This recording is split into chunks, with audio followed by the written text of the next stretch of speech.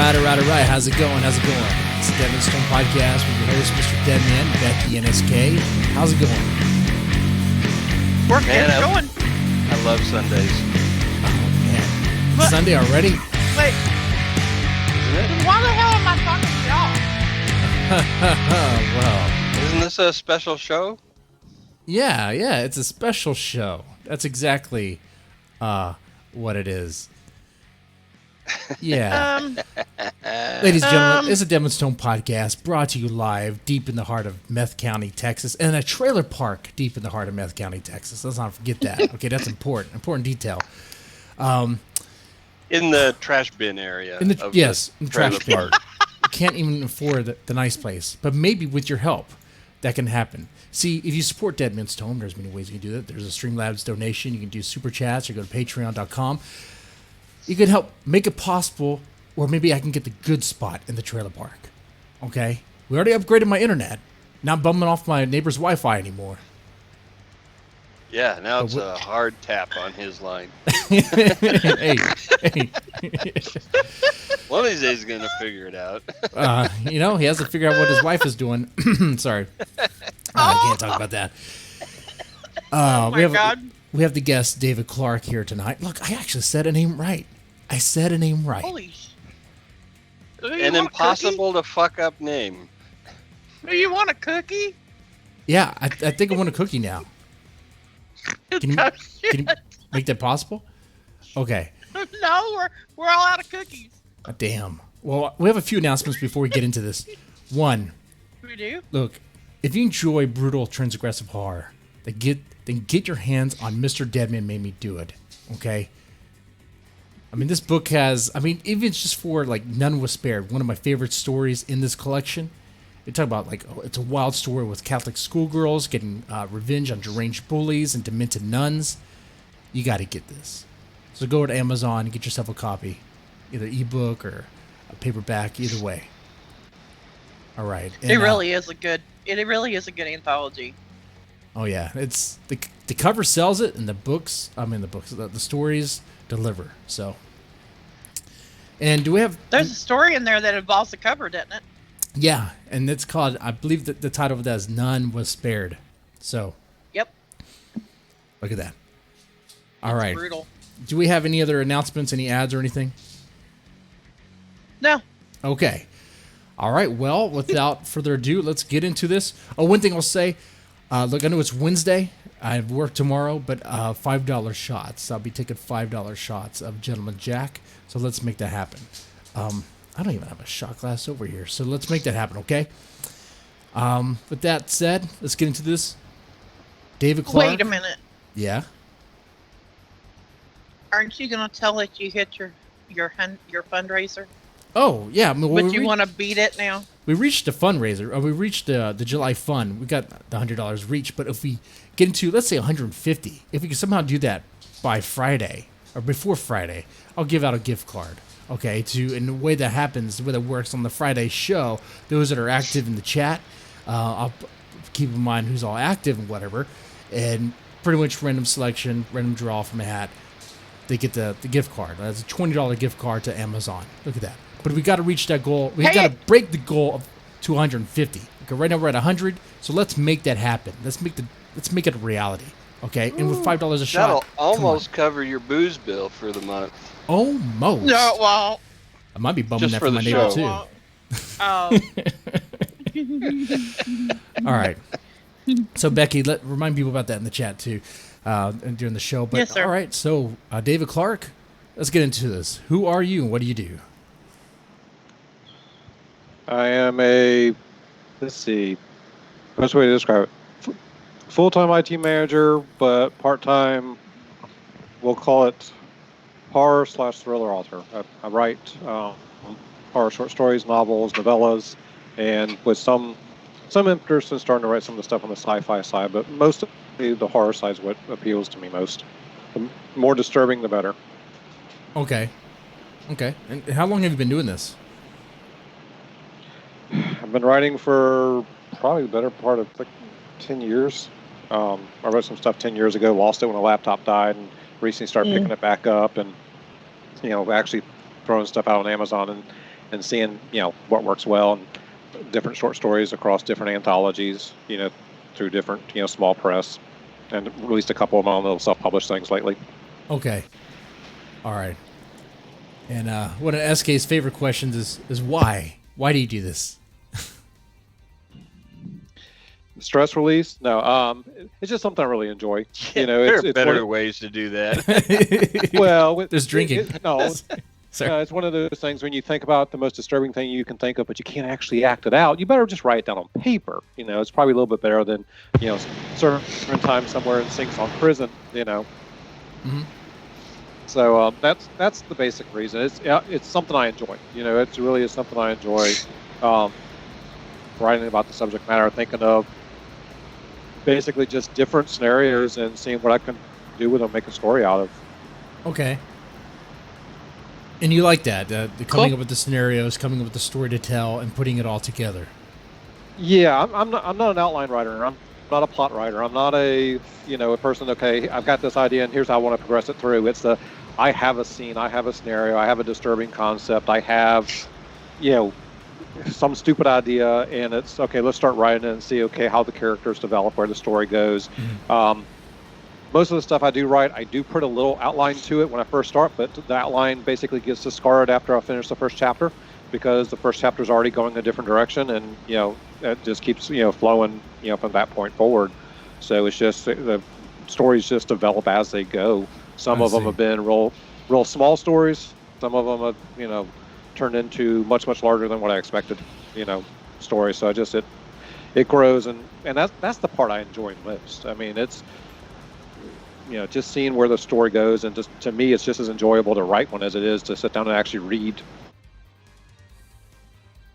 a really good, horror novel or a good, sci-fi book. I enjoy writing to kind of, I'm writing one right now, and I can't wait to get home to start writing it, because it's, where's the story going to go now? It's almost like you're anticipating reading one. Okay, what's going to happen next? I'm doing the same thing with my writing, and just to see where it goes. Okay. Yeah. And what are your influences? Anything that's really not mainstream. So, from a reading standpoint, I've spent a lot of time reading what I'll call the unknown middle layer. Now, don't get me wrong. I've read Stephen King. I've pretty much read everything he's read. But when it comes into like the horror and the dystopia stuff, I've read things like Stephen Knight. Stephen Knight did a whole series around this Earthfall, this post-apocalyptic nuclear Holocaust type thing that just grabbed me. Matthew Mather with Cyberstorm. Scott Nicholson with the After the Shock. An EMP type story. Shit. Those types of books. And it's more of your what you'd call your mid-level self-published authors. That's the influence. I like reading those things because they do write on the things that aren't, when you look at a lot of your traditional publishing, they go through trends. Oh, you got to write something about zombies right now, or you got to write about something about vampires right now, or you got to, so there's these trends of pop culture. These guys are writing what they want. They're not writing based upon the trend of what some publisher's telling them to write. And that makes it easier to find the subject matter I want to read. And just read it regardless of, who it is. If it's a story I think I'm going to like, I read it. And those are the ones that have really influenced me and how, how I form stories, as well as, the types of stories that I like to go into. Well, there's an interesting aspect to trends that a lot of people don't pay any attention to, and that is some asshole started the trend. So just because a thing isn't trending now doesn't mean it won't be trending if you write it. That's right. Yeah. I mean, and you're right about that. I mean, everything goes into somebody started and it became popular, and then everyone is doing that, right, replication of it to try to get the same level of success. Mm-hmm. There's a really well-known self-publisher out there that does a lot of criminal police procedural things in the UK, Adam Croft, and I listen to a podcast that he's on a lot, and he talks about the one and only time he's ever actually gone to a traditional publisher, and he's got this police procedural, and the guy asked him, "Can you put a unicorn in here?" What? What do you want me to do? You know, and he said, you Well, know, you could mimic James Thurber, Unicorn in the Garden. Yep. But he said there is a point to trying to replicate the successful things, but you don't bastardize the story just for the point of, you know, writing. And that's the one thing I don't do. I don't write to market. I have written a couple of books that are just completely unmarketable. Sorry, Becky, the one you did the cover for, it's one of these books. It's not going to ever market well, you know. And Becky did for one of I've got a 3-part novella series that Becky did an absolute wonderful cover for the first book for. It's just such a niche, almost self-indulgent. You're right. It is. They are like that, and I totally get it. I knew why you did it. I wouldn't have spent it at all. The one thing I gotta say. No, it's just. Oh, sorry. I noticed there was a pretty big donation while we're doing this, and I said I would take some shots. I don't have a shot glass, but I do have this. What? So I'll just go ahead and, I guess, work on drinking all of this right now. All right, so just want to throw that out there.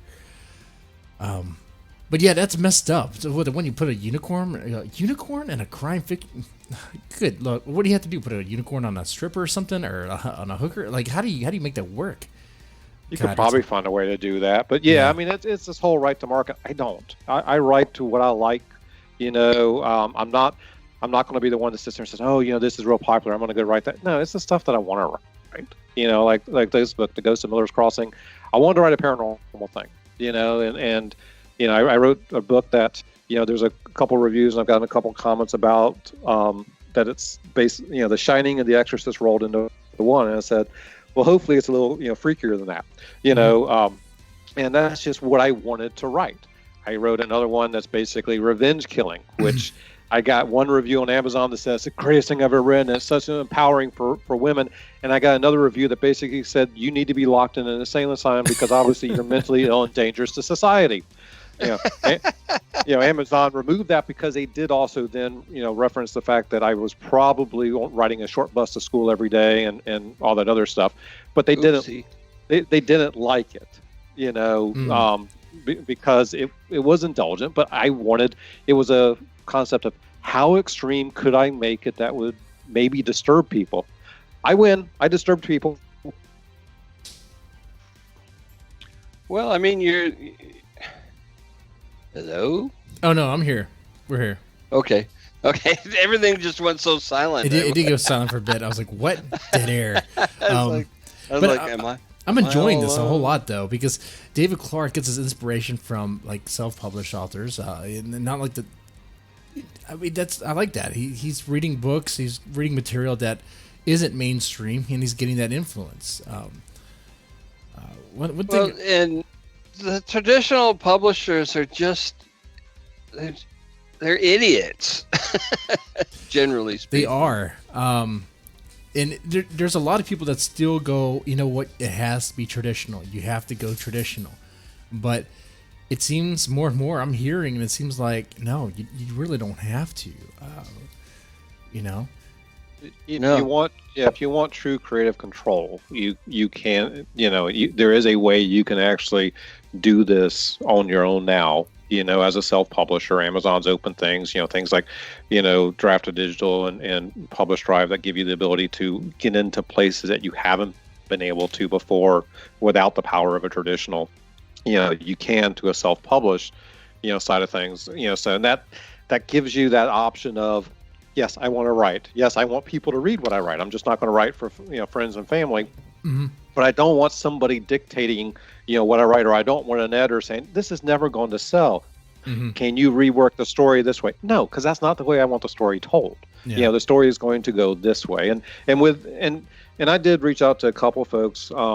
This book here, you know, The Ghost of Miller's Crossing, it was edited by James Osborne, who edited Twilight Breaking Dawn. So I did reach out to several really known, you know, people involved in the industry to get their feedback and stuff. Mm-hmm. And he gave me a lot of great feedback, and he said, you know, this is actually very commercial. I was like, well, I didn't mean for it to be, you know. That was a complete accident. I'll fix that. Yeah, let me go add that unicorn in there. I'll fix that right now. You know, shit, that might won't make be it able more to sell this commercial at all. Yeah. A ghost unicorn? Oh man, that would sell. A ghost unicorn stripper. Yeah, that's where you can sell because see, I Possessed go by the into devil. yeah. See, I've got the occult and the erotica. Zombie. John Paul signed up. Mhm. There we go. Yep. Look at that. Look at that. And since we're going into this topic, this one always comes up: traditional versus self-published. That always comes up whenever I guess I talk with an author that has gone the self-published route. Let me ask you, what is your experience like? I mean, have you gone the traditional route before as well? No, I mean I've submitted a few things. I've actually sent some stuff to some of the smaller presses. I've actually been published by a smaller press before or a mid-level press. Absolutely 100% disaster. So much so I took that book back, and then I had Becky do the cover for. They put it out, did no marketing, did nothing to it. I think they just bought it to let it die on the vine, so it didn't compete with another storyline that they had or something. So that's me. Yeah, That's a they did. They did nothing, with it at all. They put it out. It was out, and I didn't even know they were releasing it. Wow. Yeah, so it was like, hey, thanks for telling me. I could have actually helped you guys with promotion. Now, and that part, it's probably just a bad experience with a publisher. I've had good, experience with several other publishers. I mean, I'm in, God, I can't remember now. It's like 4 or 5 different anthologies across different publishers. So I've had good experience. I've had bad experiences. The one thing that I will say as a self-publisher, one of the bigger challenges is, and you have to kind of live it. You have to. It's not just you can't just do a hobby if you do want to try to be successful at it. Mm-hmm. The promotion side, that's the one area that the traditionals have a much bigger arm on the promotional because side. They've got entire marketing departments doing that. Yeah, they have entire marketing departments that can study the right keywords and phrases and marketing material. They do all their A and B testing and all that, and you're doing that all by yourself. That takes a while to kind of find the right niche. And like I was referencing the other book that Becky did the cover for, that book's been out for a year. I can't get that thing to move, but it is a very niche, self-indulgent, book. It's hard to find a place in Amazon that it actually fits. Ghost, on the other hand, I threw this one out and it's been kind of stuck in the top 20 in the UK charts. So the Paranormal since it came out on Monday, so that doesn't sound like a problem. Stuck on the top 20. So I mean, it's the topics. If you find the right market and you find the right, little tagline that you can use, you can get a lot of attention. But that you do have to pay attention at that point. It's not just write it and then throw it out there and let it happen. And where you have traditional publishers that will do all your marketing for you, you have to take that into account and think about it. If you really want to go somewhere. Mm-hmm.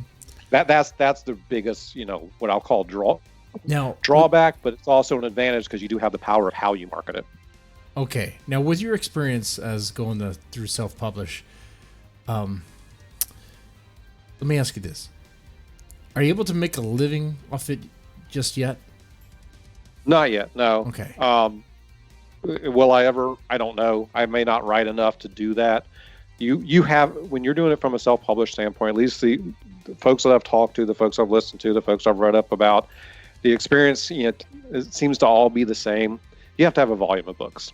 You're not, you're not gonna get the one book out there that's just going to sell 1,000 copies every day, and get you $2 a copy, to give you some, an income that you can have.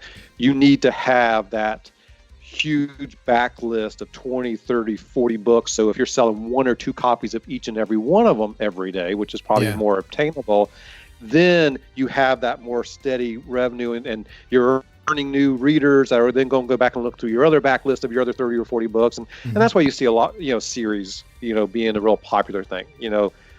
People write the series so that they can get you hooked in book 1, and you're going to hopefully read through the book.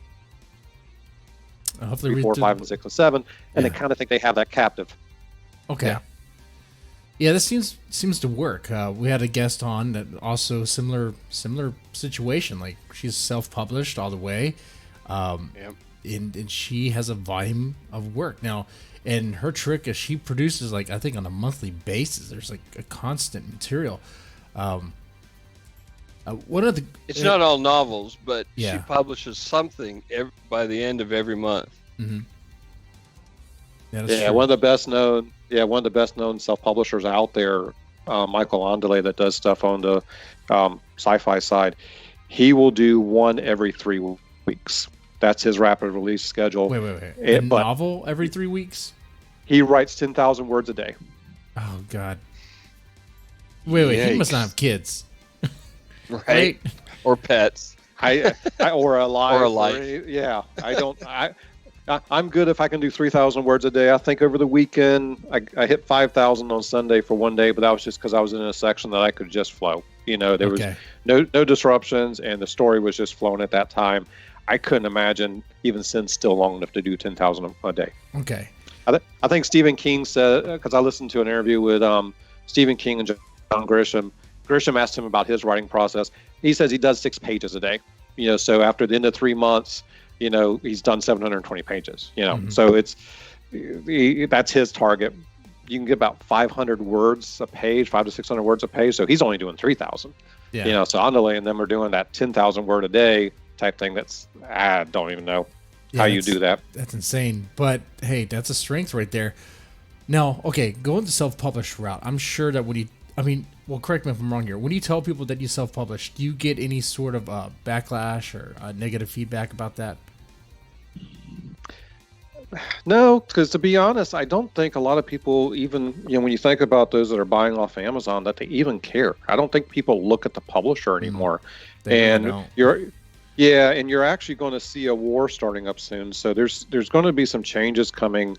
Facebook's about to roll out what they call Commerce Manager, to where they're going. Yeah, well, it's kind of like the old browser wars. You might want to, dig your foxholes and get ready. But Facebook's about to roll out this thing called Commerce Manager, which will allow you to actually sell things like as a storefront on Facebook. And they're trying to alert publishers over there to get set up to battle Amazon. Amazon just fired a counter shot on that this week or last week. They signed Dean Koontz to a 5-book exclusive deal for Amazon only. And so Amazon's starting to lock up. There's a war coming on their own. I was not aware of that. Oh man. So get your bottled water stocked up. Get your survival gear. But on the self-published side, there's a lot of comment about that of, if Facebook gets into it, what would that do to Amazon? And you can see Amazon do the reaction as they're starting to lock up some of your top authors to exclusive Amazon only deals. Mm-hmm. There's a lot about Amazon. I say there are some things about Amazon that I don't like and don't appreciate, but I will give them this: they ain't Facebook. Yeah, right. Facebook. Nobody likes Facebook. Yeah. People put up with Facebook, and Facebook is trying to horn their way into more and more corners of everyone's lives. They're trying to do fucking money now. Oh God. Yep, and guess what you'll be able to use in their Commerce Manager stores? Their cryptocurrency. Their Libra. Yeah. And they're a bunch of millennial assholes. They are. And nobody likes them. And their ads don't work very well to begin with. At least I've never met anybody who's had real ongoing success with Facebook ads. It depends if you tune them right. For like this book, I did it for the pre-order and focusing on the UK, because on Amazon you can't, unless you kind of cheat, you can't advertise in the UK. You can only advertise on the US store. I was actually doing pretty good from a conversion rate. I was probably 1 out of every 3 clicks actually getting a sale for the. So that's awesome. You can, but it's hard, and you have to really target the right areas, because as you guys are aware, the saying about Facebook is Facebook's there to spend your money. Yeah, they don't care if anyone's selling. No, you say here's a $5 a day ad. Well, fine, I'm gonna spend your $5 a day in the first hour. Thank you very much. Have a nice day. See you tomorrow. Right, and your ad will end up in Kazakhstan. Yeah. Right. That's true. Oh man. Okay. They'll find some place to spend it, and it probably won't be where you thought it would go. Now, hey, SK, do you have any other questions about the self-publishing route? Is I Not really. Mhm. Why? You want to change gears? Well, I was going to shift gears into the topic of, so we could talk about the book, The Ghosts of Miller's Crossing. I figured once we dig into that, probably start talking about ghosts and paranormal stuff. So I remember Oh, called Miller's Crossing. Is there any connection there? No connection. No connection. no connection. Um, Okay. Yeah, no connection. This was. That was a gangster movie, as I remember. Yeah, Mm. and there is I did find out the other day there's another paranormal book out there that's like the accident of Miller's Crossing or something, which I had no clue about. This was just kind of a ad hoc name I picked out of thin air, trying to think, okay, what would be a good title for this, and what would be a good place, because I'm trying to set this in just a middle America, small town. Nothing special about it. Maybe somewhere along the mid-Atlantic coast type, really small. One high school, one elementary school, one middle school. No big movie theaters, no big strip malls or anything. Mom and pop grocery stores. So the name Miller's Crossing seemed to just kind of fit. As that, and this was a story or a concept that kind of developed over a long period of time. I run half marathons, so I spent a lot of time just out with my own thoughts, with music in my head, and sometimes these thoughts come to me and they just develop during that, during all the training runs I do. And this Did is one you of those know that that you're not actually required to run that much? Yes, I do. My sister makes the same comment. I'd run that far if someone was chasing me, but you're doing it only because you're insane. It's like, yes, I am insane, and I embrace it completely. Mhm. There's no hiding that. But no, this paranormal stories that have a religious backtone really, those are the movies I like watching. Those are the books I like reading. Those are the things when we really talk about the core horror genre. That's the stuff I like. Okay, slashers are great, yeah. But there's thousands of those. The things that really get to me is if there's a little historic background to it, a little, religious backstory to it, in the paranormal side. Those are the movies that really grab me, and I wanted to write something along the same lines, and that's where this idea came from. It's the comment that someone said in one of the reviews, it's The Shining and The Exorcist, all built in one, and it kind of is. You have a town in which and there are 7 places around the world that are what they call spiritual centers, that supposedly as you are there, you will experience more interactions, with the spiritual world than spiritual any place center? else. Like, what's a spiritual center? Well, spiritual sensitive spots, Okay. There's, I can't remember the name. I probably couldn't even pronounce So it they're anyway. ticklish? Yeah, probably. No, there's a lake in Romania Okay. A lake in Romania?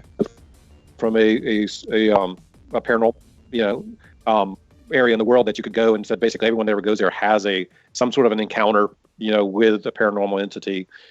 So there's spots around the world, and this was kind of built around, okay, what if one of them was in Middle America? So we have an entire town that sees ghosts. Okay. So are there any of these 7 in the United States? No. Oh, why No. not? Well, shit. The- Why not? the closest man? one is in That's Chile. not fair. The closest one is in Chile in South America. Not even Sedona? No. Not even in Texas? That's At going to be least really disappointing to all the mystics in Sedona, At least it's not according to Wikipedia, so it, Oh, well. At whatever least you went to an Wikipedia says, authority. it's on Wikipedia, so it must be true, so. Yeah. But no, this I created a character, Edward Meyer. He lived in Miller's Crossing as a child, and he lost, or his parents were killed when he was the age of 7 in a tragic murder. He was rushed away, lived out away from Miller's Crossing with his foster parents for years and years and years. And after he lost his wife in another tragic death, she died from cancer. He decided he needed to start over, wanted to go back someplace familiar, so he moved back to Miller's Crossing. As he did, he discovers a lot more than what he ever remembered. a lot more that his family was involved in, really the secrets of the town, and really found answers to a lot of things that have been impacting his life. From the day he left all the way to present. That he didn't understand. It gave him an opportunity to truly understand it. And I mean, the book it starts off, and I was kind of nervous about how it started off because some people are very sensitive about topics of mental health. He's actually sitting in a mental hospital, at a table waiting to have that evaluation as he's trying to trick the doctor that I'm perfectly cured, let me out, because his step parents threw him in the mental institute because he saw a ghost. They thought he was just seeing, that he was mentally disturbed because he walked in and saw his father's severed body laying on the ground and his mom, in her pool of her own blood. And they thought, well, that's going to traumatize any 7-year-old. He needs to go to a mental hospital. That's why he's seeing all these ghosts. Well, no, it's not. It's more of a family heirloom or secret. And in fact, that's actually one of the kind of there's everything I write has a little humor in it. It's like one of the humorous sections of the book to where his daughter says, so we're that strange family in the town.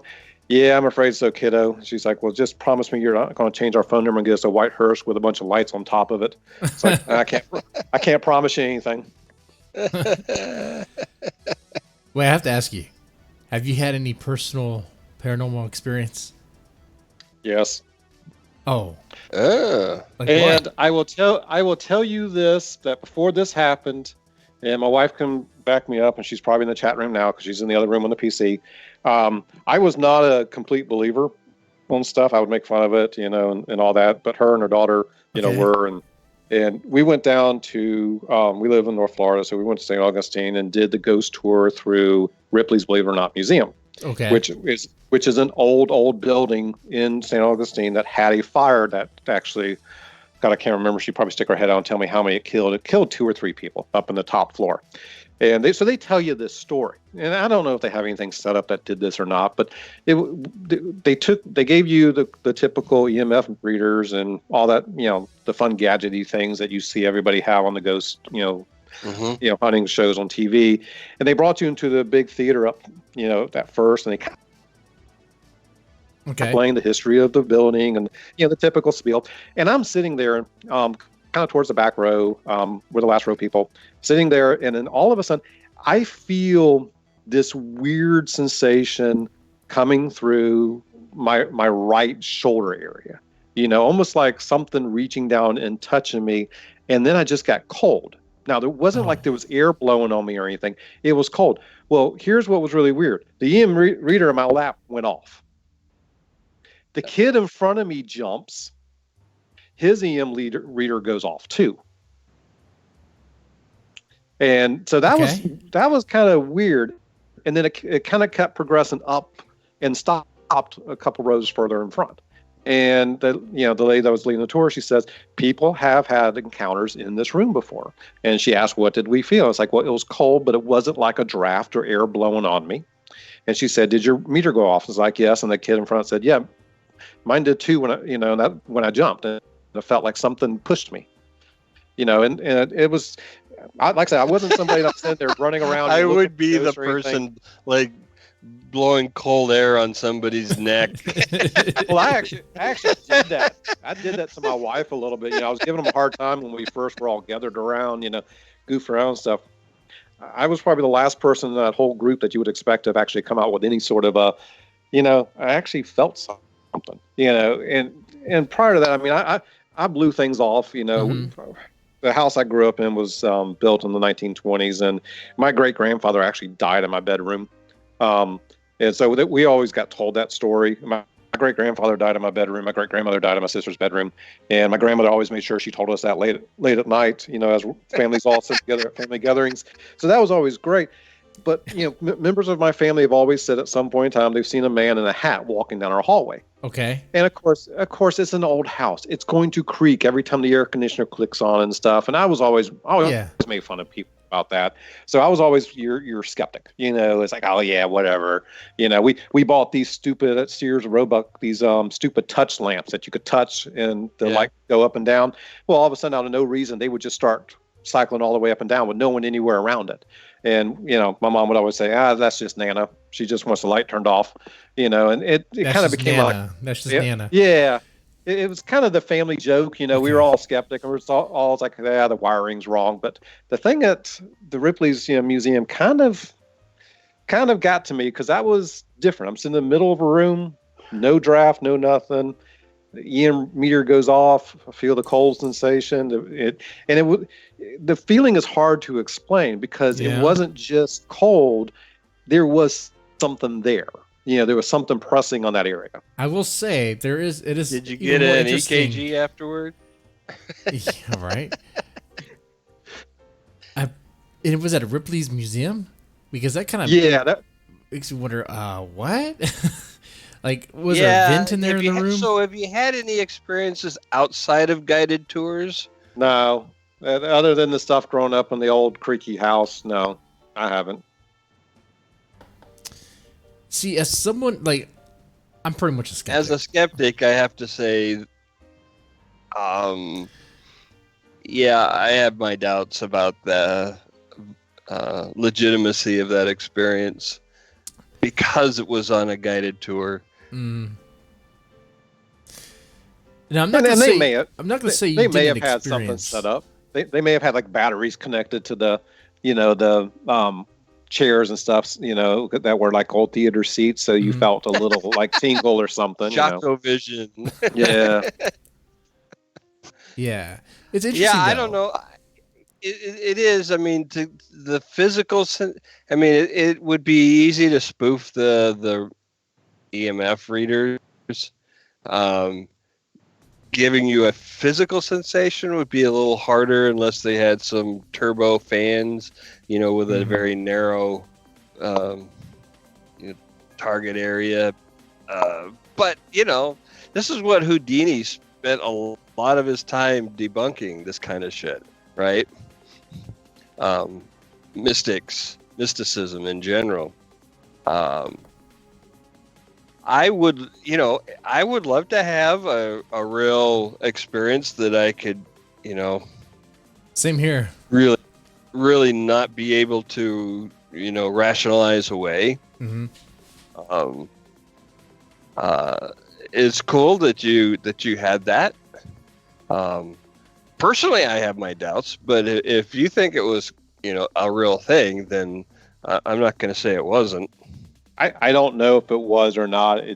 I'll put it this way: it's something I hadn't felt before. It's hard to explain. It may be something they had set up, because it was a guided tour.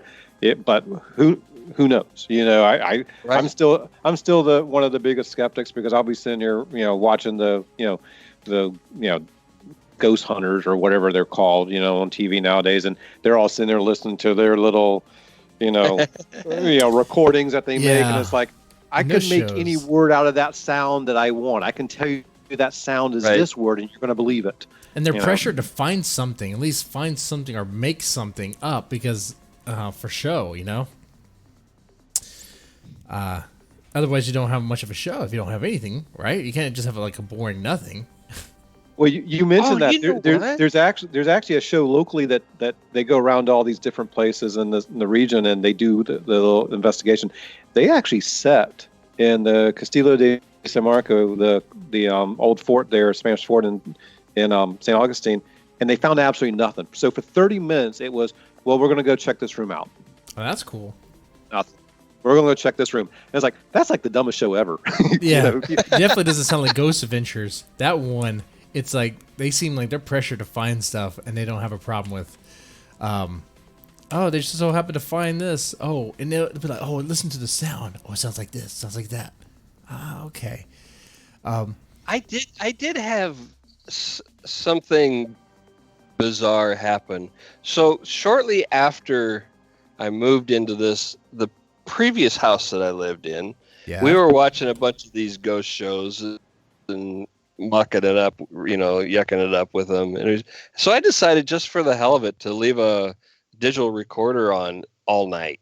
Mm-hmm. And about like 3 a.m, I get very distinct sounds of somebody coming down the stairs, going into the kitchen, and popping a bottle top. And you can hear the cap. You know how it kind of rolls around and settles. Yeah.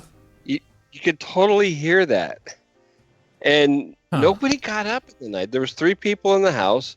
There was nothing that had that kind of a top to it in the house. It was kind of weird. You know what? I don't SK? know what it was. It was unexplained.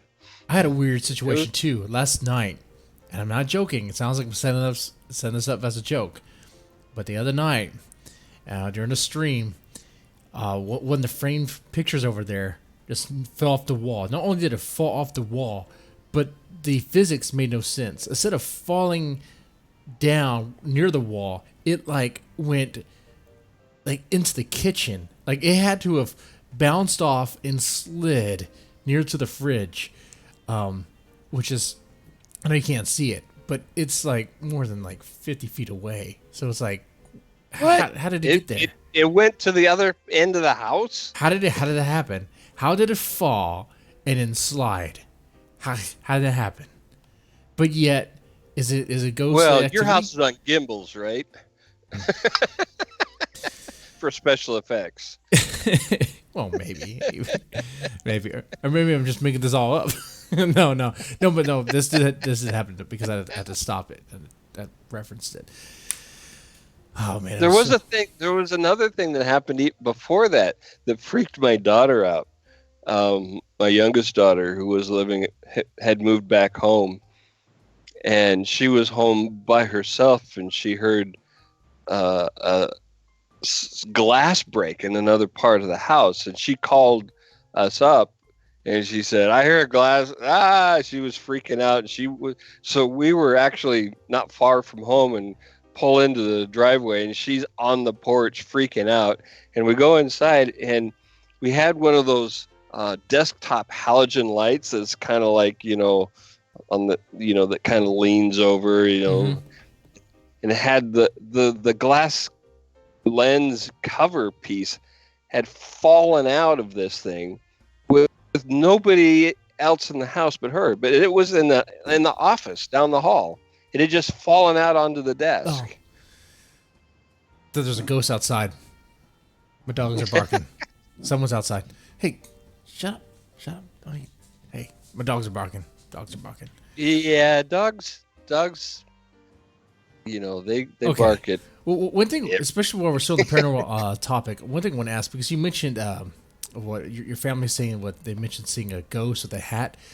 One thing I've always wondered about ghosts, especially how they're depicted in fiction and TV and stuff.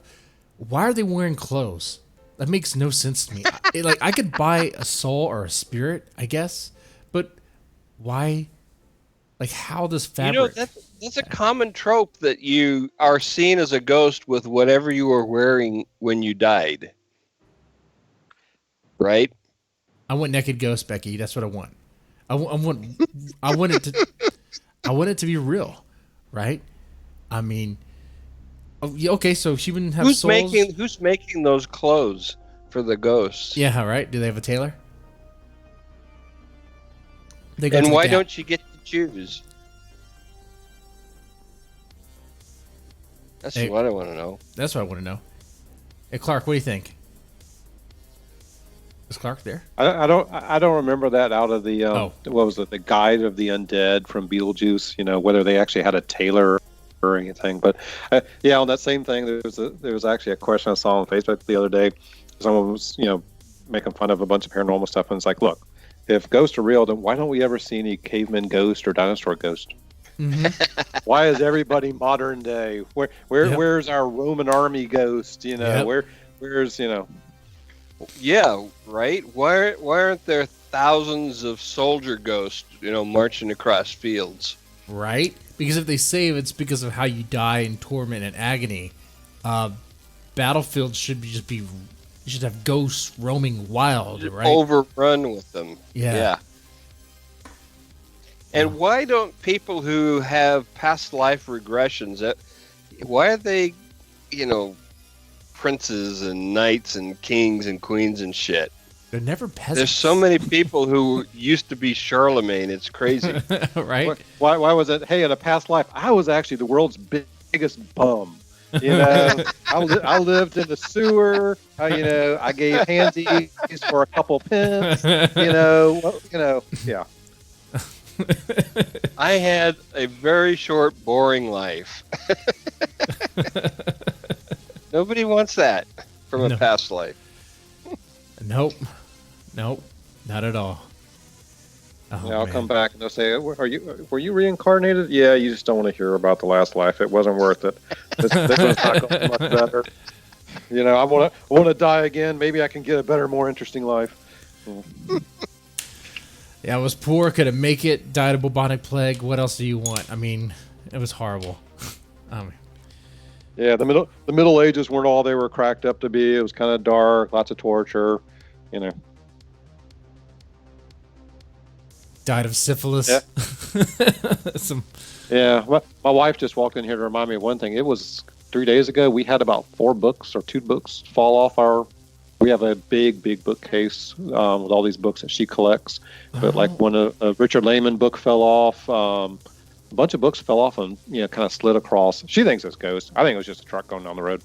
Could be a truck. Could be. I mean, how's your foundation? I mean, you got problems with slanted and stuff. We're Florida. We're Florida, so everything vibrates. It's nothing but sand, sinkholes everywhere. So, and nothing's actually put on the bookcase properly. Things are just kind of leaning on display, so they're real easy to fall. Oh, that doesn't count. I know. Yeah, that doesn't. So, like I said, I'm still a skeptic. In the house. Okay, if a book were to fly out of the bookshelf all the way to the other side of the room, then maybe. That's different. Yeah. If a book would fly around the corner and hit me while I am on the couch, okay, I'll believe it then. See, every time I hear about ghosts, I'm just like, wait. But here's the thing. Like, if I was a ghost, what I would be doing would be stuff like that, pranks. Like, I'd just be messing with people. Right? Because who could stop you? You'd be just, like, why not? Because if nothing better to do. I grew up next to a fucking boneyard. A creepy old 1-acre ancient cemetery that went back to the, before this was even a state. And I spent hours staring out my bedroom window at night instead of sleeping, looking for something that wasn't neighborhood kids. And you didn't have any friends that just decided to sit out there rattling chains just for the hell of it? It's 2 in the morning. Let's out here and rattle some chains. By the time I got to be a teenager, we loved taking our friends there at midnight to scare the pee out of them. That was one of our favorite things to do. Mm-hmm. It was hard to convince them to go with us, but it was fun because it was just a fucking, it's just dirt with carved stones sitting on top. That's all it is. That's crazy though, but no other stories? Oh man, that's a waste. That's a waste of a good place. You would think there'd be something there, if anything. But maybe believers might say, well, they're already buried. The ghosts are going to be where they died. SK, don't you know anything about ghosts? I apparently don't. Yeah. Come on, man. They're not going to be where they buried them. Right? All right, we need to get some control in the chat room because it seems Becky just told Teresa to come in here and throw a book at me to try to scare me. So she just came in here and threw R.L. Stein's The Boy Next Door at me. At Becky's suggestion to try to scare me. Of course, the fact that Teresa's flip flops are very loud walking out didn't exactly help. So this is the loudest ghost I've ever heard try to sneak around the house. Oh man, that's the other thing. If I was a ghost, I would not be discreet as hell. I'd be farting all over the place. I wouldn't care. I'd be going there. How would you be able? Yeah. Why not? Ghost logic. I'm already wearing clothes, right? I'm already wearing my finest suit. Just go in there. You already do that now anyway. Oh, there we go. There's Becky. I go in there, take on all their drawers. And put my balls in their face while they're asleep. What about ghost balls? They're not gonna care. I mean, it doesn't matter. What you're gonna? Why Me Too- not? Yeah, right. It's just a prank, bro. Raid their fridge, drink their beer, hide the remote. And why can't ghosts travel? I mean, Right. why isn't Supposedly they're Tahiti, locked. why isn't They're- Tahiti like overrun with ghosts on vacation? Now, as part of this book, I did some research into things, and That was my and next so- question. My next serious question yeah. about your stuff, the research. Okay, but thank you. Yeah, I did some research on that, and just like the story Jesse said about the clothes, that supposedly it's what they die in. Supposedly, other than some very spiritual areas that they can go to, they are pretty much locked in a very locale. They didn't say how far, but a very localized area to where supposedly they died in. Now they say there are other locations that they can traverse. Based upon theories, they can traverse to go anywhere in the world, or not anywhere in the world, but to these other areas in the world. But other than that, they're pretty much locked. So yeah, Who made up those rules? Yeah, my question don't about the research you looked into is where and how did they come up with these theories? I'm Believe it or curious. not, this actually came from the Vatican's documents on exorcism. So Okay. Oh, Yeah, the Vatican. Like I'm going to believe those guys. no, but I needed something that sounded official in Latin for some of the prayers, and because there are prayers in here, as part of like rites of exorcism things. So I wanted to find things that were official. Did research behind the meaning of them, and why they thought certain prayers worked over not, and a lot of it had to do with their theories about how the spirit reacts, once it is separated from a physical form. So from a serious standpoint, the way they look at it is once that spirit is separated from a physical form, the spirit either moves on or it doesn't. And so they don't really, according to the things that I read, they don't really think there's anything such thing as a malevolent spirit. Now there are demons, but there's not a malevolent spirit. There's not a mean spirit. They're just a spirit that is confused, lost, that needs help. Of course, here's the cliche that you see in every book and in every movie. They need help finding their way. And that is a kind of a theme in here. So Ted Bundy wouldn't have been a malevolent spirit. He'd be a shock. He'd be a shocking individual. I don't know. I mean, I'm guessing that these rules were made up before people really understood serial killers.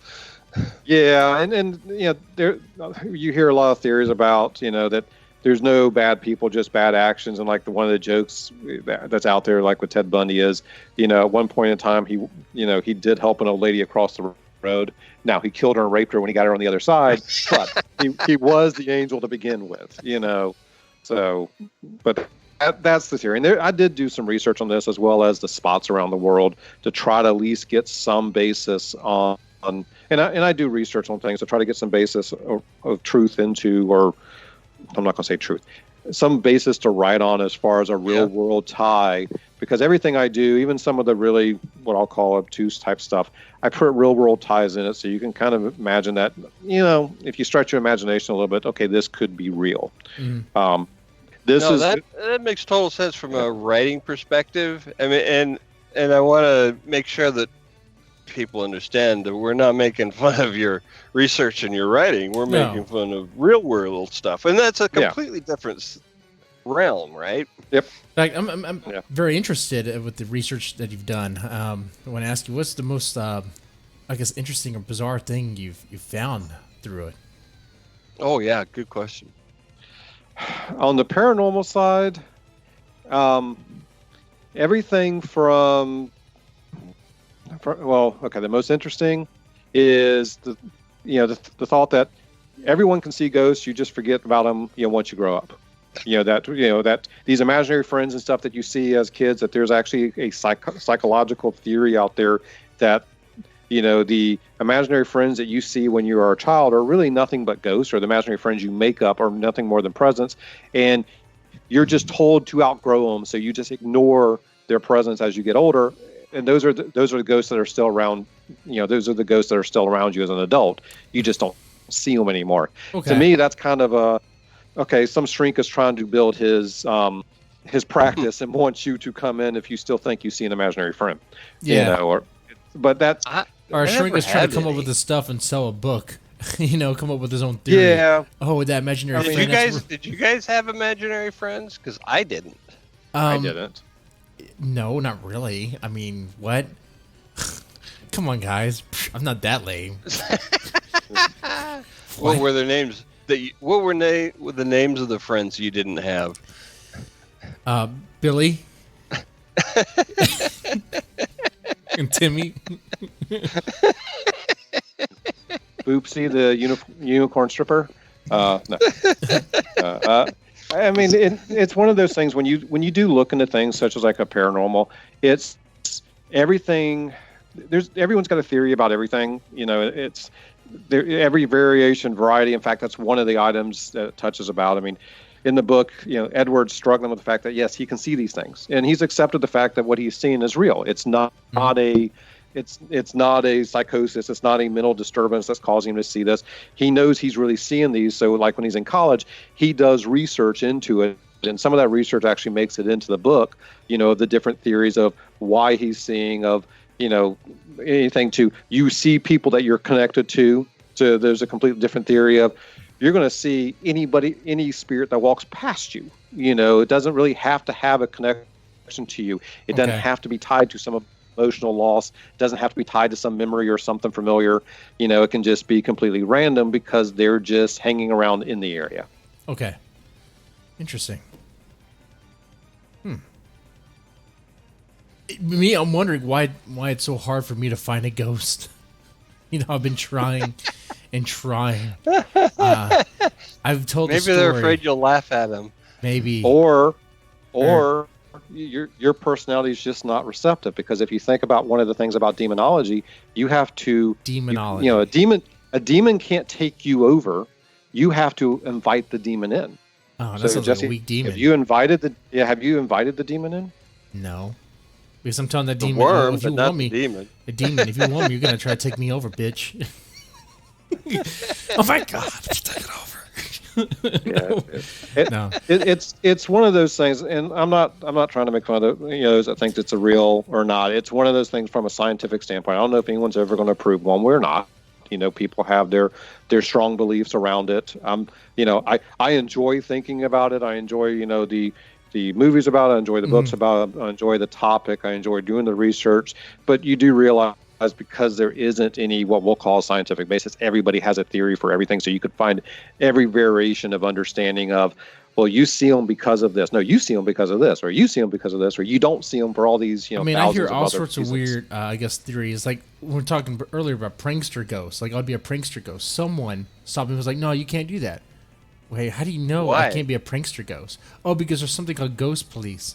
I'm just like, what? Hold on here. Are you watching those Ryan Reynolds movies again? How are you? I'm like, how is this possible? Ghost police. This is a real conversation. Of course, it was like you in ghost jail. I was like, I thought we were talking about some hypothetical, and now you're gonna interject this as if it's real. What? Okay. Oh, here's an idea.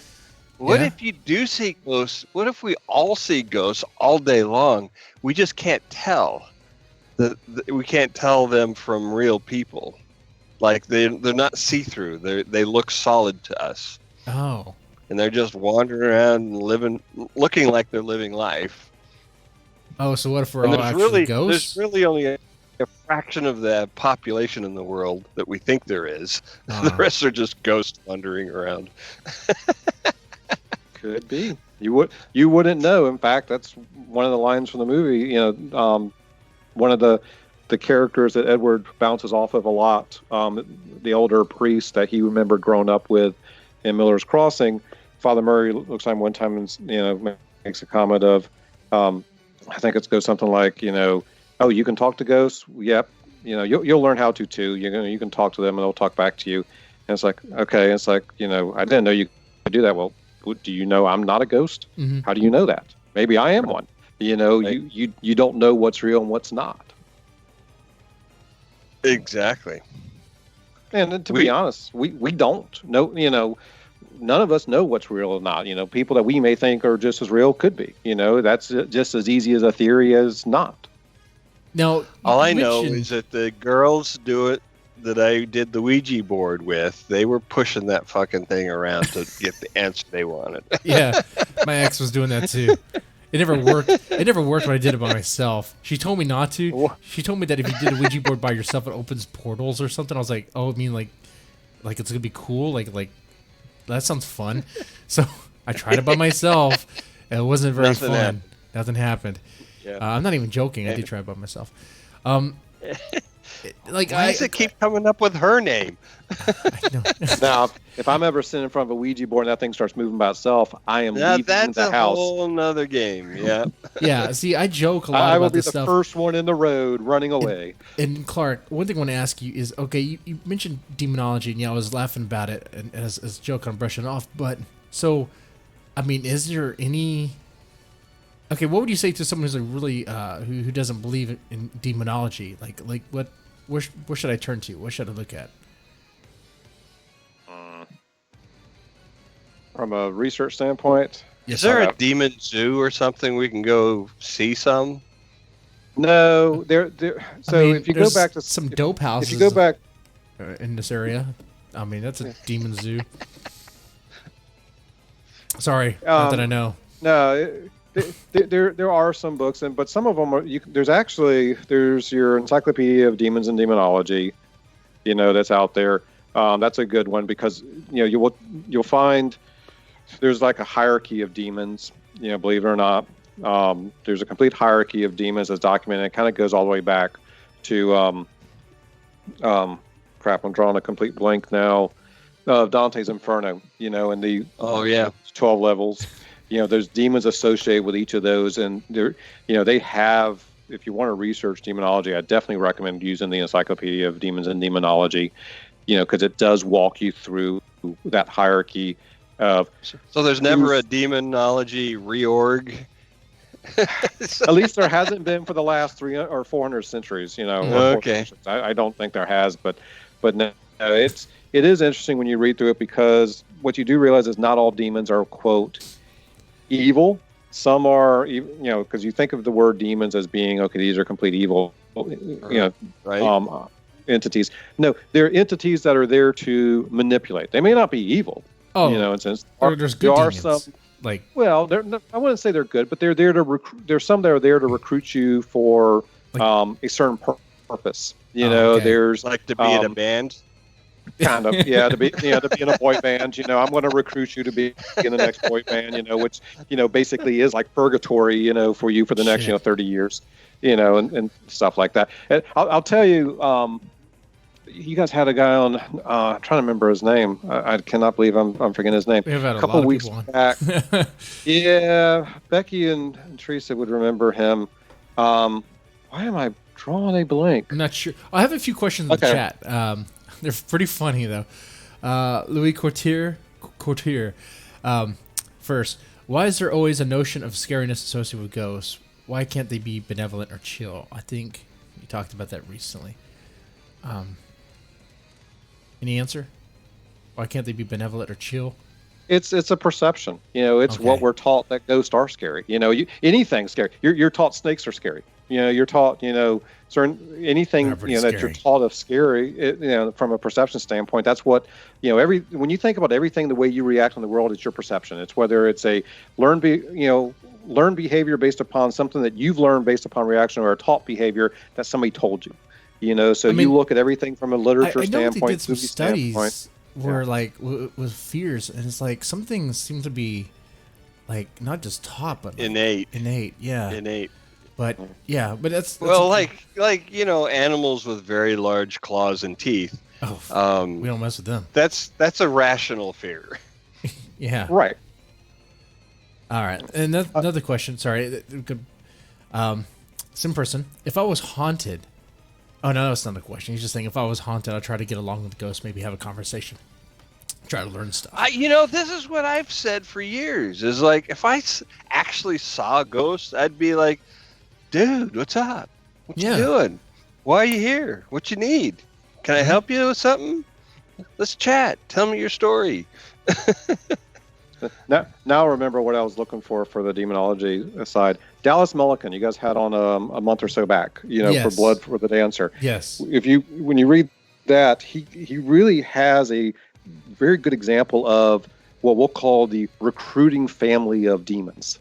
In there, he really does a good job of explaining that. So there's all different flavors. But when you think about anything, whether ghosts are scary or not, in fact, that's a little bit in this book. He lost. Edward Meyer lost his wife. To breast cancer, and he sees her. He's not scared of her. He sees his mom and he sees his dad. He's not scared of them. He tries to talk to them. He's really not scared of, most of them. There are some that do, frighten him because they are a little bit more, less goodwill intended, entities. But it's perception, and anything in life is perception. Is how you perceive it, whether you should be scared, whether you're friendly to it, how you react to it. If the only ghost movie anyone ever saw throughout their entire life was like Casper, people wouldn't be scared of ghosts. But you look, do all the horror films. Oh, and everything. I disagree. Casper was the only nice ghost in that show. I liked his brothers. I'd actually get along with his brothers more, or the other three, better than I would actually get along with Casper. Okay, another question. Okay, yeah, I like these questions. They're pretty good. What about that scene with Dan Aykroyd in Ghostbusters where he gets a ghost BJ? I don't remember that. You don't That remember would that be scene? called That was in the montage. That would be a spiritual coming to Jesus moment, I would think. Yeah, I'll just or let that coming happen. with Jesus. I mean, I don't think any man would say no to that. Be like, okay. That's actually your succubus, thing there. In more than one way. Yep. Just suck at me. Yep. Ask all the good questions here. No, but we did dig into your book as well. Anything else about the book that you would like to cover? One thing I like to do is I like to get a good tease. Becky is not here, right? Oh, she's muted. Becky is here, and no, he is not telling you too much about the book. No. Becky. What? A tease, because everyone likes a good tease, right? That's how you sell things, all right? Well, nana, you can't have it. So there. Are you just are you David Clarke? You're not the boss of me. Yeah. Or him. No, but I mean it's up to Mr. Clarke. If you want to give out not too much away, but maybe don't tell him too much. A certain Make him detail suffer. that would definitely hook people into it. What's one thing you could say, if you can? So, without giving too much, I'll kind of go back to a phrase I used a couple of times. If you like books, not movies, but books like The Shining, books like The Exorcist, that have that similar storyline to where it crosses between the pop culture view of the ghost, it brings the religious undertyings in of the spiritual thoughts of, these are entities that are lost. We are shepherds. We are here to help them find their way in the world, but not everything is friendly. So some things we have to be a little bit more gruff or rough with, which is where the Exorcist part comes into that, and that there is a war that's been going on from the beginning of time of good versus evil, all the way up to, the God, devil, side of things that has that in it, as well as some ties back into historical moments. There are some references in here that goes back to things from like the 12th century and the Crusades. Then this is the book for you. There's a lot of Crusades actually found the cross of Christ and what they may have done with the wood. There's one theory that, the wood was actually, divided up into multiple crosses and sent to special church parishes, to be used as a ward against evil. That has a play in here. So there's taken, kind of like Da Vinci Code, but taking a lot of the alternative religious theories and bringing them into a story to kind of mold it together into a modern day, good versus evil type, story with a backstory, with good character development. Okay. All right. And of course they can get the book on Amazon, right? Right. All right. And how's the reception? How's the feedback? Feedback's really good. Got a lot of good reviews so far. Lots of 4 and 5-star reviews across both the U.S. store and the U.K. store. It's been out since Monday, and like I said, on the U.K. store, it's been in the top 20 for ghost horror, suspense, and occult is where it's been hanging out lately. The U.S. store, a little harder to crack into the top 100. It's right on the edge of that. So far, it's getting good reception, a lot of good feedback, lots of reads, through the Kindle Unlimited world. And, it's available paperback, it's available ebook, and there is an audiobook coming. I have Audible reached out to me after they saw the pre-sale volume and wanted to volunteer their services to help produce the audiobook. So we have one of their select guys doing the audiobook, and that should be out in September. All right. That's pretty cool. Looking forward to Tell that. him to do my book. Right? I want to raise... I want to raise some money, a lot of money, and try to get the Vic Mignogna guy. Tell him there's book. unicorns in it. There's not, but tell him that. Oh, man. Okay, well, I definitely want to move into... we got some other topics, some news things. We love it when our guests hang around and chime in on that as well. If you have time, if you like and want to. Yep, I'll hang around. All right, cool, sweet. All right. Becky, where are you? No, I'm right here. Okay. Why are you out of breath? We do have to take care of that white noise eventually one day. But okay. So what's the first? I took care of it. I just muted myself. Y'all did fine without me. All right. What's the first topic?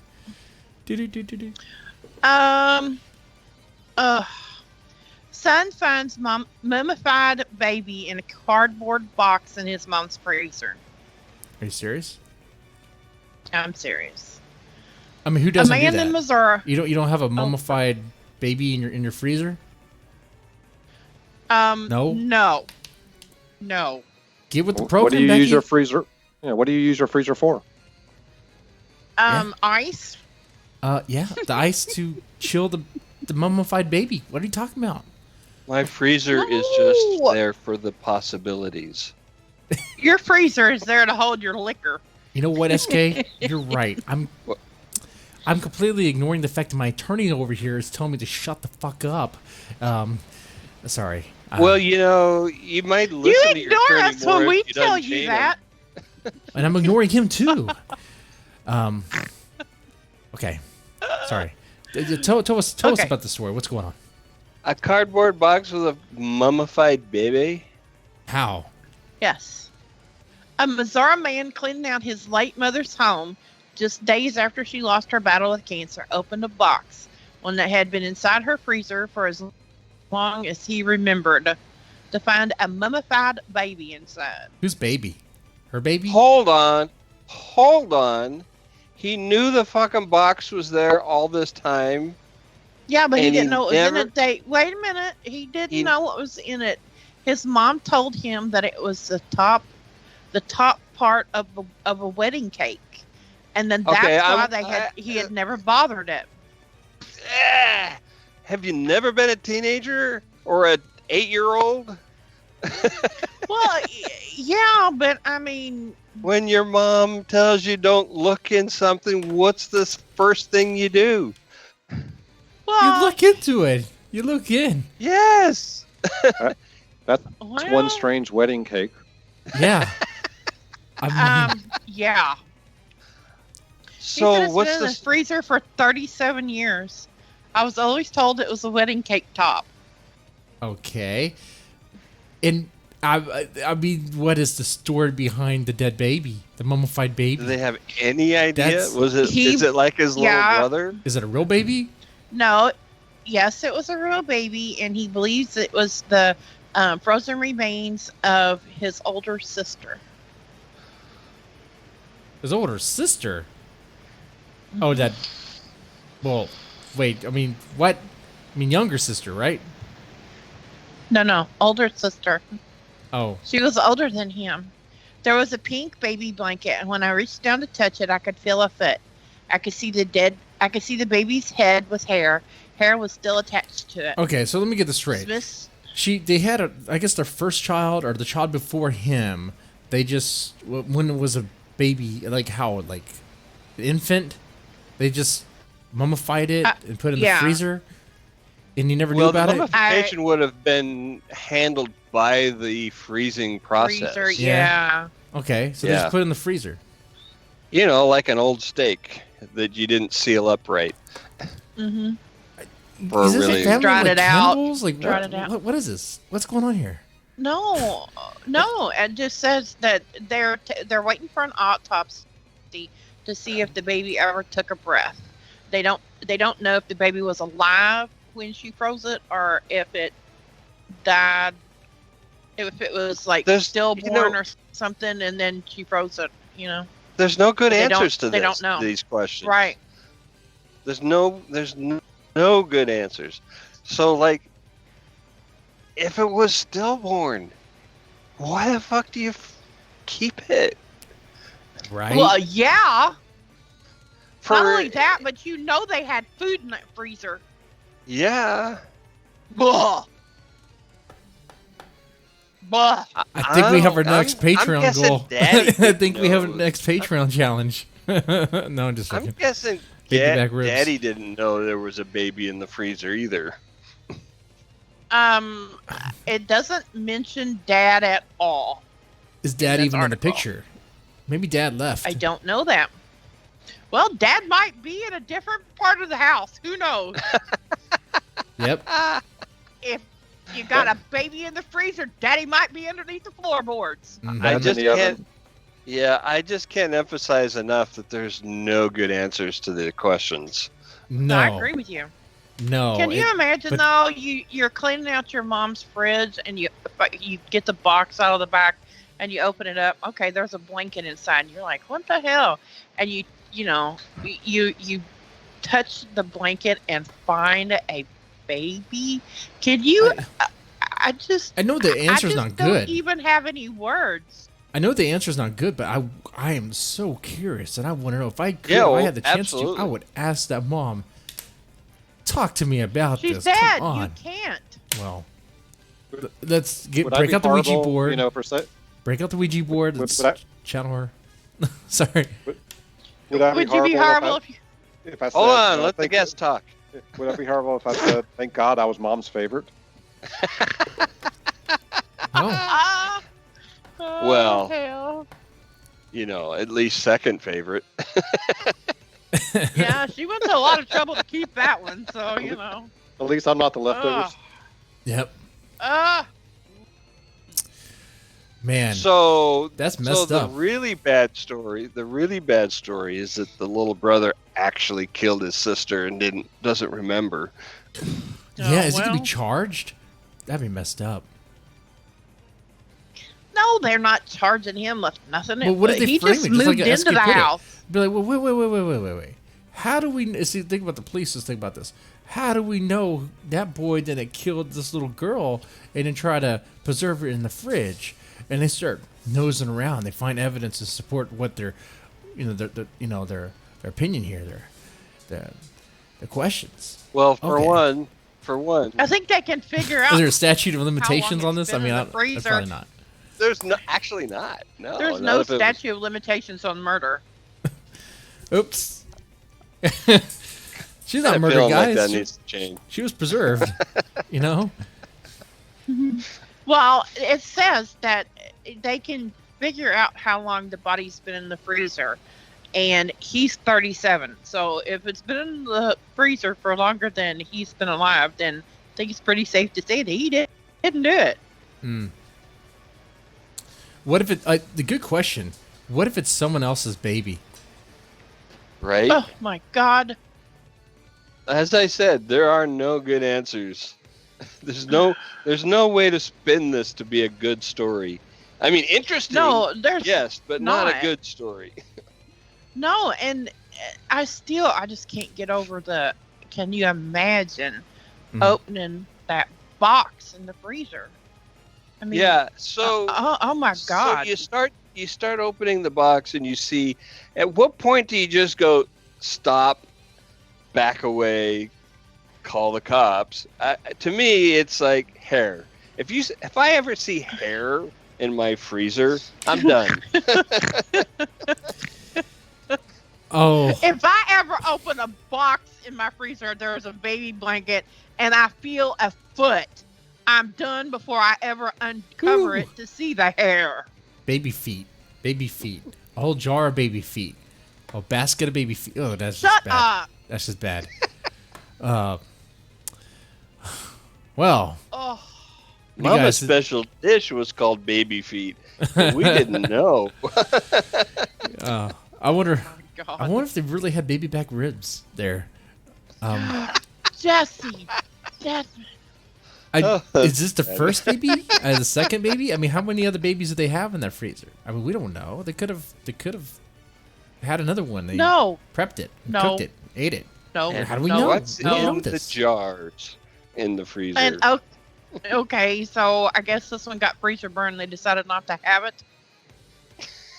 Yeah, stayed a little too long, or they forgot about it. You know, Gross.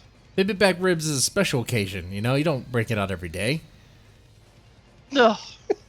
Shut up.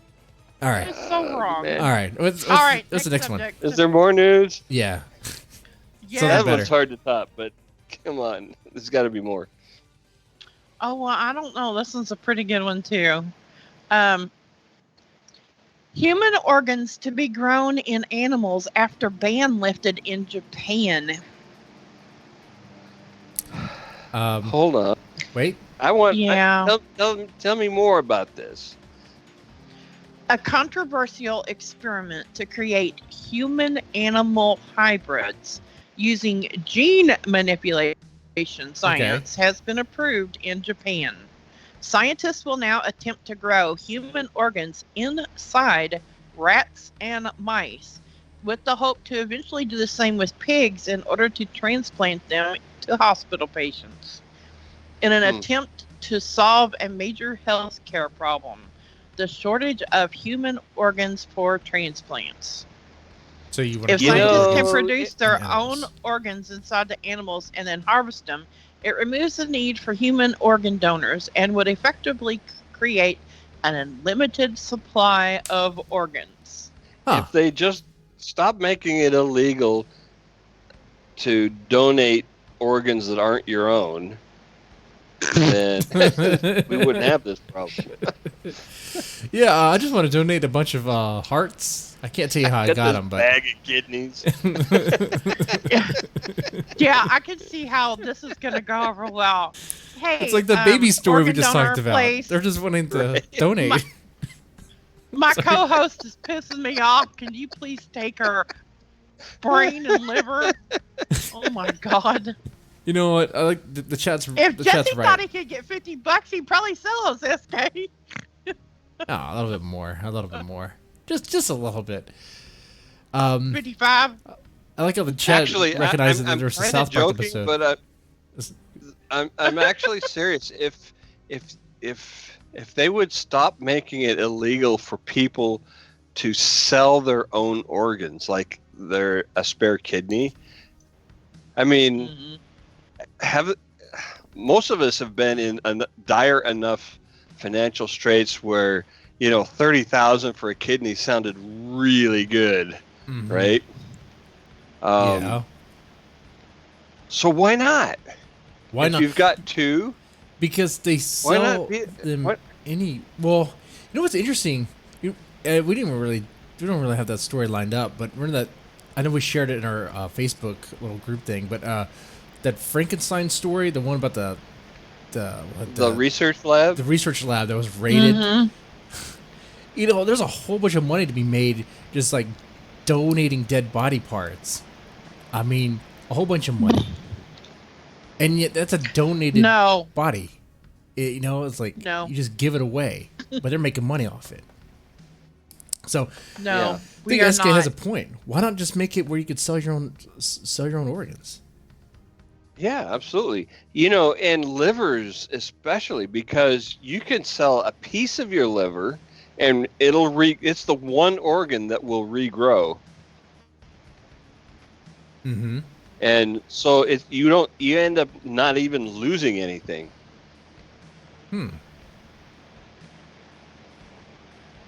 Well, you know what?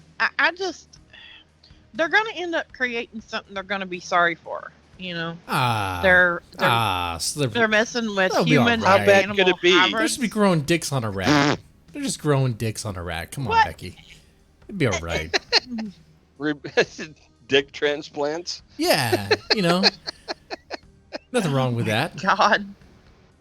Can you see the poor rat dragging that around till it's full grown? Yeah, I mean, there's a South Park episode. Well, I've seen it. It was that's what you use demonstrated. pigs for. I say go with it. Why not? It'll be interesting. Let's just grow Lord. human organs in rats and pigs and stuff.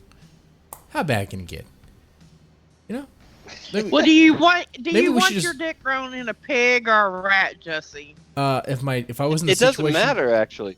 if I needed a new dick and I was in the situation, I guess I wouldn't care. I'd be like, Yeah, what if your name was Bobbit? yeah, does it work? Well, I kind of think that you would probably prefer the pig because it would probably grow a little bigger than the rat one would. I don't know. Well, so it's an interesting race that's going on when it comes to replacement body parts between this type of research and the research that's built on T cells, wherein or stem cells. Stem I'm cells, sorry, yeah. where they create a 3D scaffolding and they are able to somehow tell the fucking stem cells be a fucking heart, and they grow around the scaffolding and they make a heart that Yep. and they can, and it doesn't. The benefits of that is the body won't reject it because it doesn't belong to anybody else. You're right. And you know what? In America is very weird about that research, but China's not. Well, they've been able to extract stem cells from other body parts besides embryos, and so that's helping things along.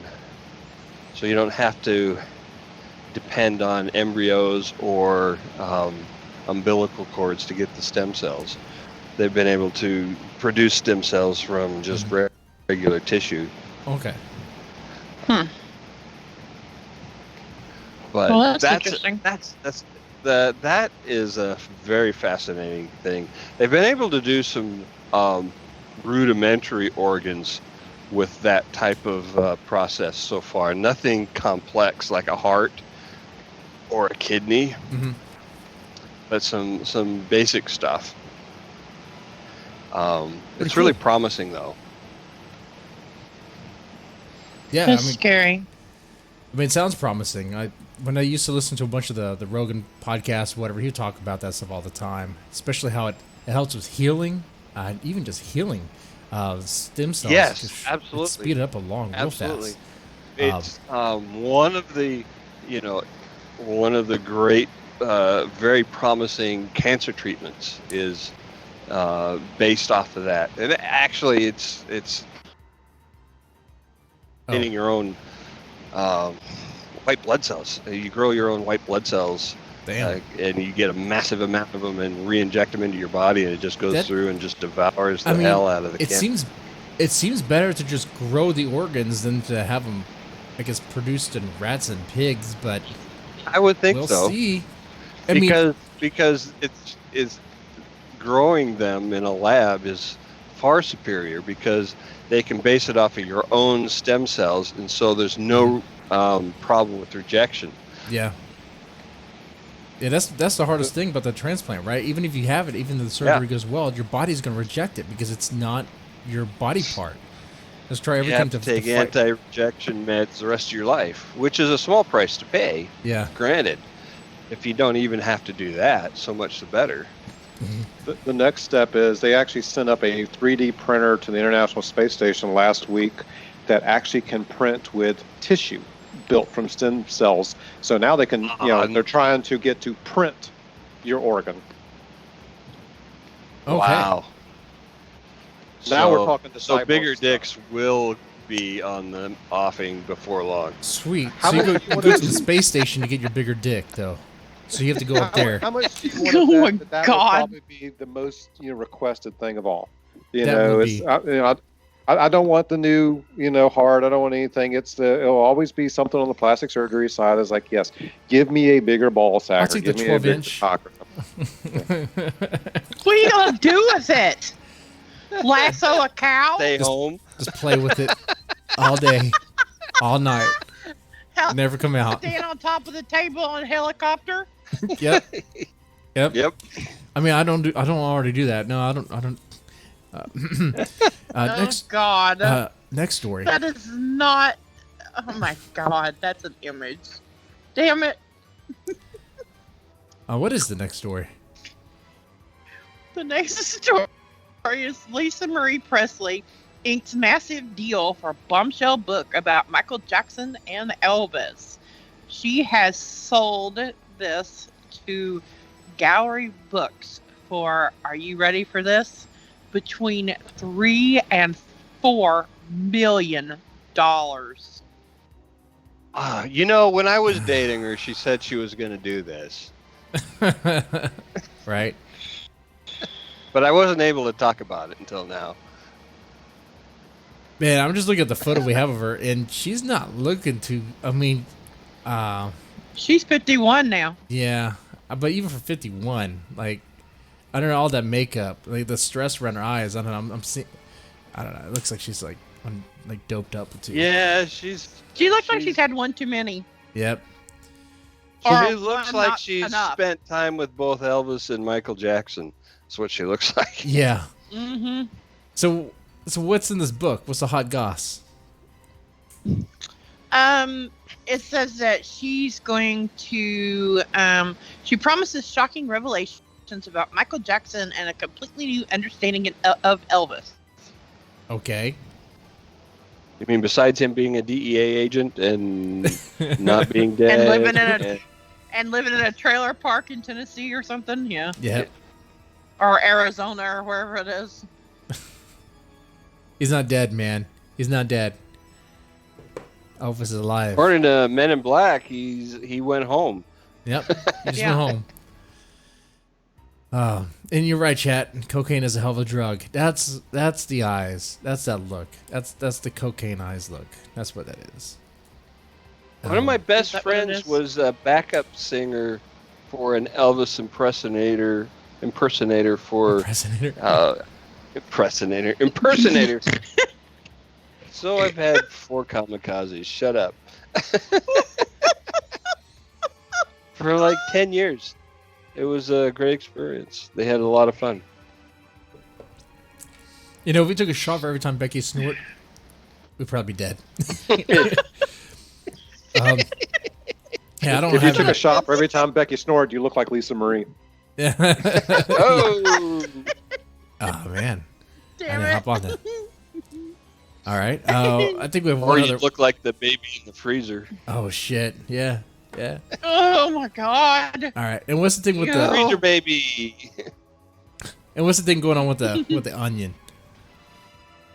Oh, they're facing heat from their own reporters because the head of the media company is hiring his old buddies, quote unquote, the older white guys Okay. from his past to run the company, and he's Fucking not posting the jobs online for people to apply for. What? He's just giving people jobs. Okay. And he You can know, do that. it's his So is- fucking is- company.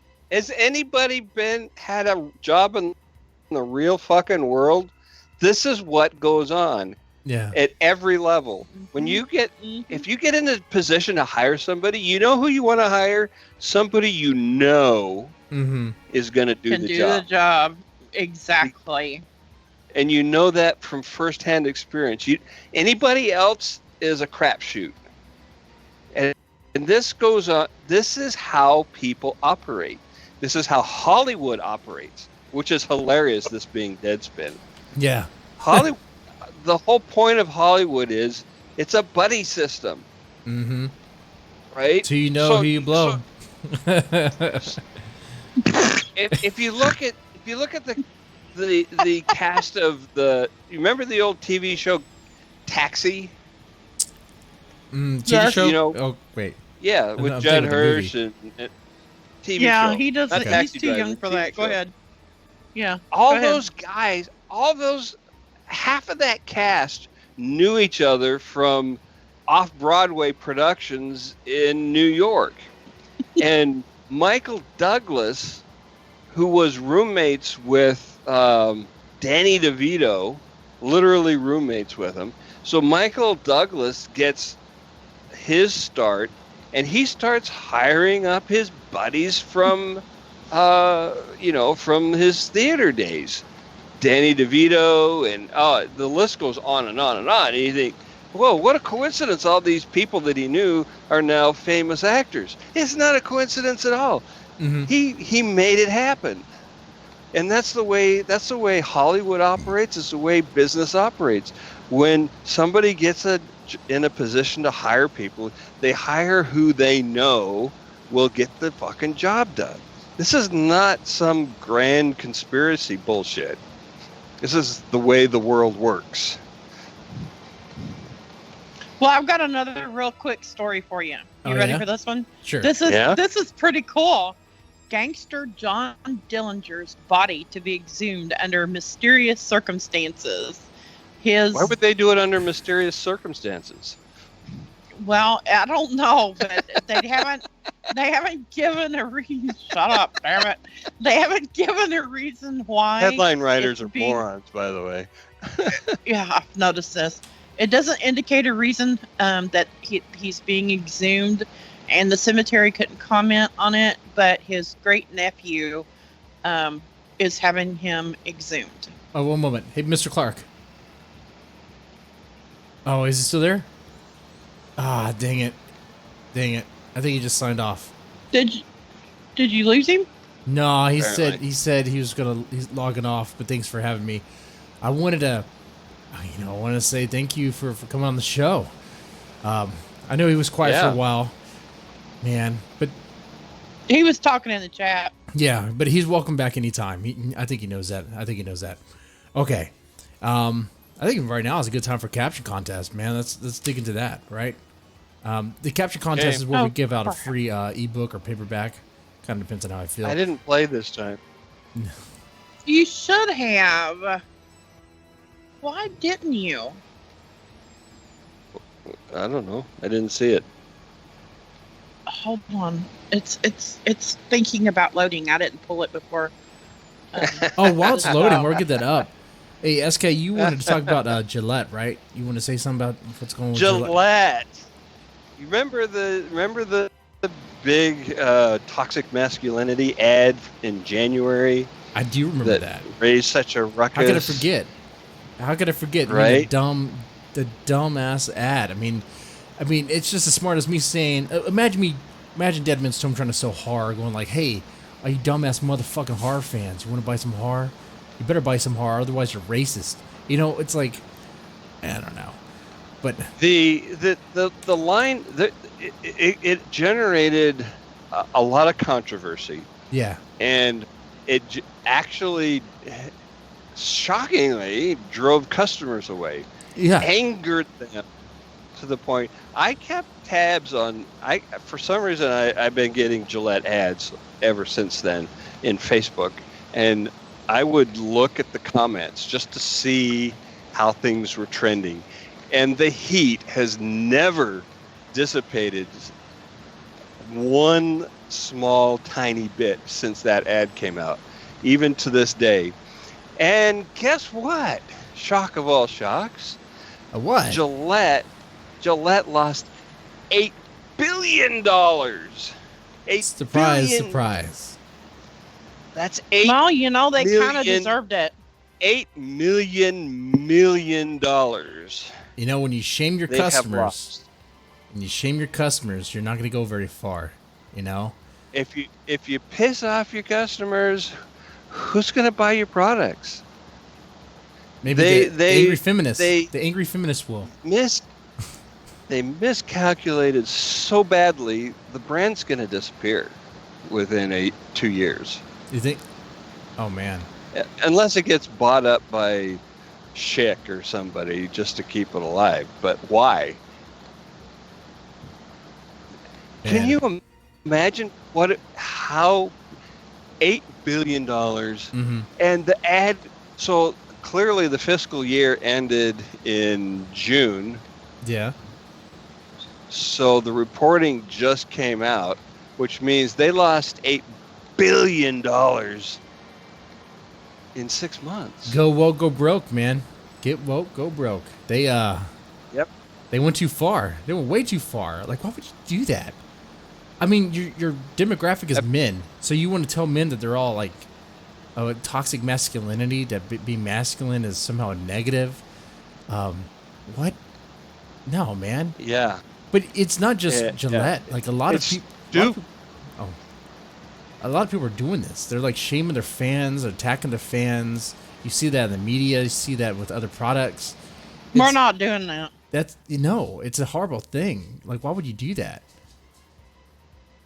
Right? I don't understand it. I don't understand why companies think that they can get by with a fraction of their customer base in order to make a small percentage of very loud mouths happy. Mm-hmm.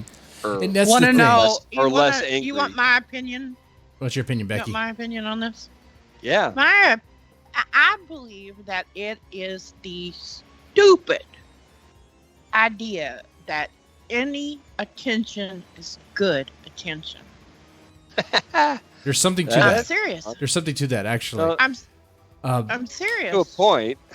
Well, but I mean, they believe that if they're not getting attention, the way they want it, well, okay, we'll just cause a controversy and everybody's going to look and pay attention and, hey, we're in the spotlight. They want to generate outrage. They think that outrage, because outrage gets the Outrage clicks. is an entire industry. It is. Yeah. But there's a reason why a lot of these brands right now, they're advertising the way that they know it's going to trigger people to get them outraged, so they will share. If they could get their product or message shared on social media, they think they got to win. But that doesn't necessarily equate to product sales or anything. Sales. Yeah, it just means more You're right. people know about it. But now they're outraged at that product. Most of the time, it does. This one happened to bitten them in the ass and hard. Because it was completely stupid. It wasn't like, Well, yeah. there's a way to present a message that, a segment of the male population are dicks. So knock it off without pissing off your entire customer base and insulting them to their fucking faces. Yeah. Right. And then But that's what they did. The way they went about it was not intelligent at all. At all. No. It wasn't. And it bit them. And it bit them. And it bit them hard. it Okay, did. I got And- the thing pulled up now. Okay. I'm sorry. Anything else you want to say about the Gillette ad? Because, I mean... Good riddance to Gillette. Pretty much. And with other services, I like how Louis Couture brought it up. $5 Shave Club. Yep. But Dollar the, Shave Dollar Club Shave is Club. awesome. Harry's is $1. awesome. Not $5. Yeah, Dollar Shave Club. I don't know what it's called. Have you? Dollar Shave Club has some of the most inventive and funny advertisements you can. It's worth going to their site just to watch their ads.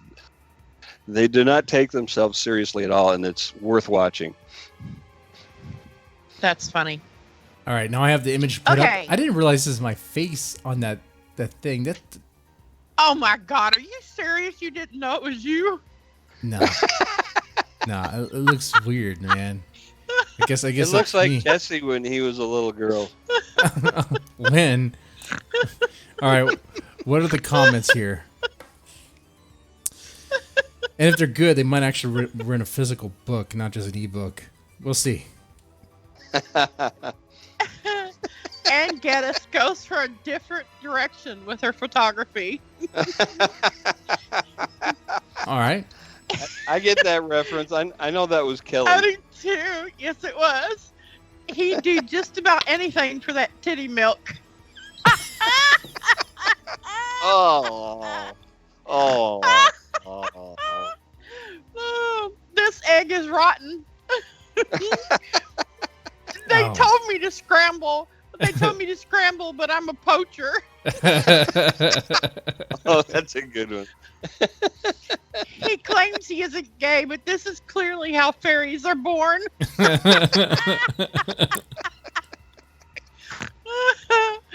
I'd try caption, but no way I can beat anything for that titty milk. I don't care who you are. That's funny stuff right there. I about crapped when I read that one. That's all of them. That's all of them. Yeah. The titty milk one is good. The titty milk is good. It is. Okay, who wrote that one? Kim Mixon Hill.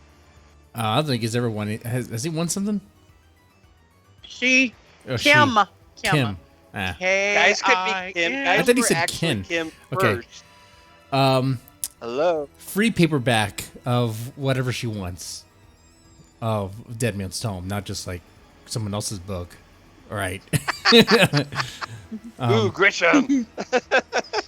No, it's my stuff. She wants the 12 volumes of Stephen King. No, I'm just kidding. Oh. I would have gone with something along the Keebler Elves route. But I don't know what exactly. I can see It's that. not a Keebler elf though. It's a Jesse with a flower on his head. It's a fairy. So It's a fairy. The runner-up was the fairy. Hey, How Who did the were fairy? Keebler Elves born? Do you that would even have been know? Ralph Heck, Moody. Oh, Ralph Moody was runner-up. Jesse, did you get the one where I made him talk? I did not look at that. Nope. I refuse to look at that. I'm so ashamed. I can't believe you didn't. Hold on, I'll find him. All right. This should be good. He's funny. What does he So say? ashamed. I can't believe you didn't. No, bitches, disrespect. That's right.